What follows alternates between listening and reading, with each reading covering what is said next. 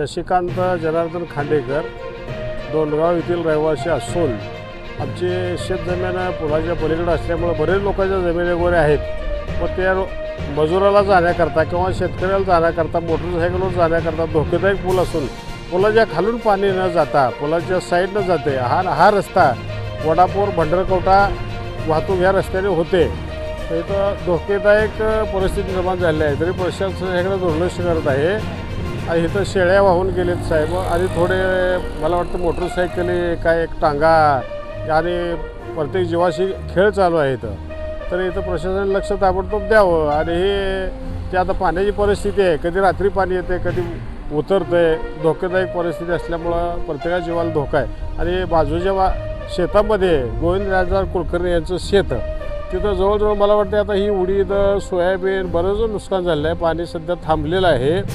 तर इथं चुकीचं काम झाल्यामुळं ते घेणारा कोणते ठेकेदार आहे त्याला ताबडतोब समज देऊन आहे ती व्यवस्था करून घ्यावी रस्त्याची.